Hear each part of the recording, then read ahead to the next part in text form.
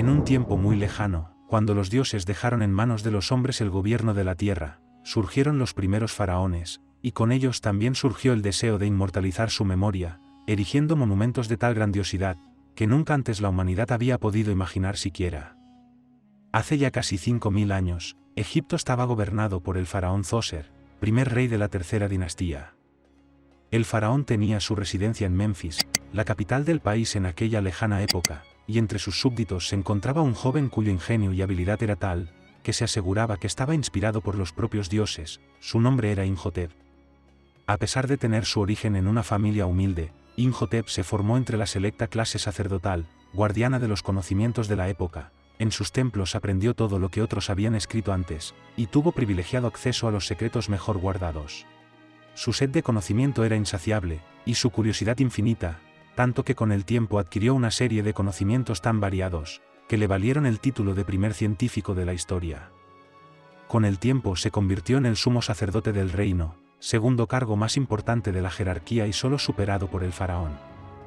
Imhotep es principalmente conocido por diseñar y construir la pirámide escalonada de Saqqara, la primera pirámide de Egipto, y con sus 62 metros de altura, la más grande de la época.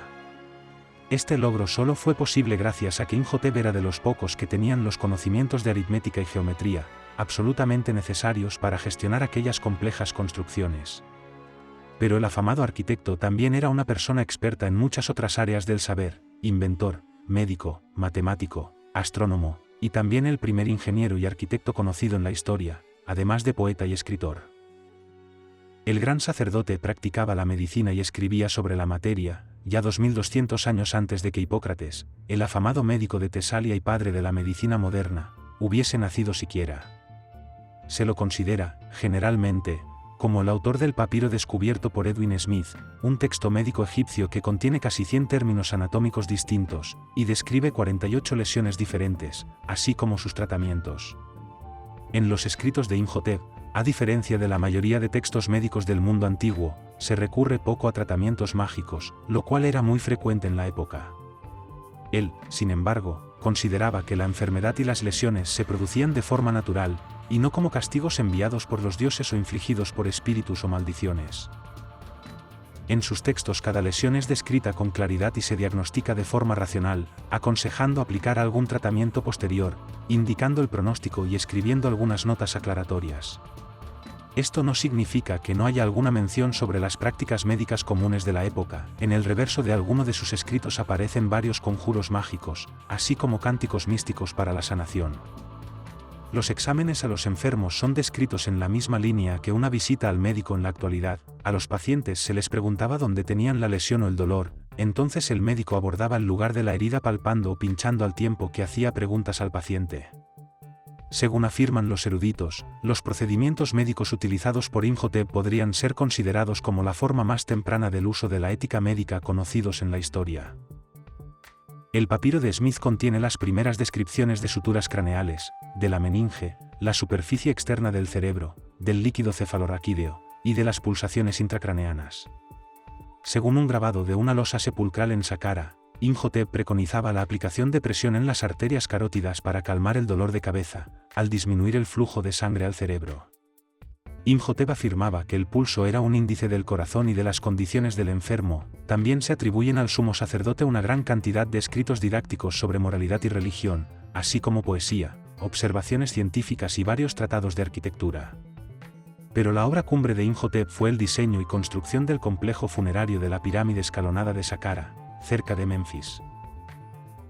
La pirámide necesitó de la extracción, transporte y montaje de miles de toneladas de piedra caliza, desafío notable ya que hasta ese momento, tal material nunca se había utilizado en grandes construcciones, para las que se solían usar ladrillos de barro sin cocer, de adobe, los cuales eran fáciles de fabricar y baratos.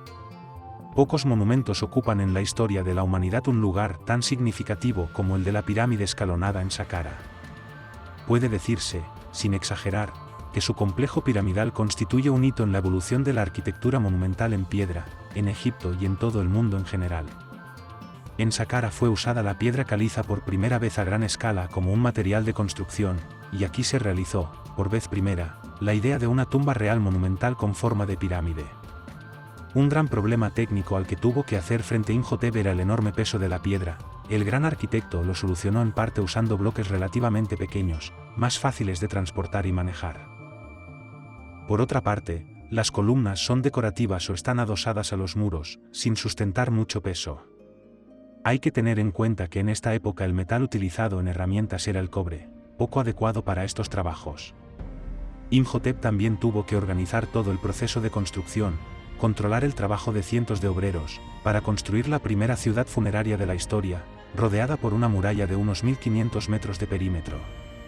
En ella construyó diversas edificaciones como decorado, y hacia el centro erigió una pirámide de 6 gradas con una altura de 60 metros.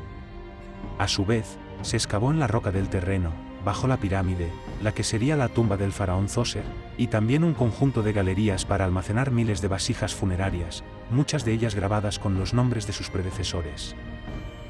En una inscripción de la 19ª dinastía, encontrada en Saqqara meridional, los antiguos egipcios ya describían al faraón Zoser como el iniciador de la piedra, lo cual se puede interpretar como el inventor de la arquitectura en piedra, y todo gracias al sumo sacerdote Imhotep. El gran sacerdote y arquitecto fue capaz de imaginar una proeza nunca antes intentada, quizás ni siquiera concebida, y hacerla realidad, y al hacerlo, cambió el mundo. Los grandes templos y edificios administrativos, palacios y tumbas, los majestuosos monumentos de las pirámides y las imponentes estatuas que llegaron a definir el paisaje egipcio, todo comenzó con la visión de Imhotep de la pirámide escalonada en Saqqara. Los visitantes extranjeros que acudían a Egipto y veían esas inmensas creaciones, llevaban informes de ellas a sus países de origen, generando incredulidad entre los que ignoraban lo que Imhotep, por primera vez en la historia, había imaginado y luego hecho realidad. El sumo sacerdote de Heliópolis, Imhotep, fue finalmente convertido en deidad por los egipcios, siendo el inspirador del dios griego de la sanación llamado Asclepio. Posteriormente sus trabajos también fueron extremadamente populares e influyentes durante el Imperio Romano, y los emperadores Tiberio y Claudio tenían sus templos inscritos con alabanzas al ingenioso y sabio dios de la arquitectura y la medicina. En las imágenes se le representa sentado, como a los escribas, con un papiro desplegado sobre sus rodillas y tocado con un casquete. Durante el Imperio Nuevo fue venerado como patrón de los escribas, más tarde se le vincularía con el dios Zat, deidad de la sabiduría. Su veneración como protector de los escribas se debe a una de sus grandes innovaciones, relacionadas con la mejora de la escritura, gracias a la utilización de una tinta más eficaz hecha a partir de ahumar el agua, procedimiento que fue incorporado por otras culturas y civilizaciones posteriores. Aunque su culto principal estaba en Memphis, también fue venerado en Tebas, en Fail y en Dar el Medina, en la época ptolemaica, junto a Hazer, Mat y Amenhotep, otro ingeniero posterior convertido en deidad. Su prestigio era tan grande que su fama llegó hasta los griegos, que lo conocían como Imutes, y le asimilaron a su dios Asclepio, el Esculapio romano. Estos fueron algunos de los muchos logros conseguidos por este sabio personaje del antiguo Egipto.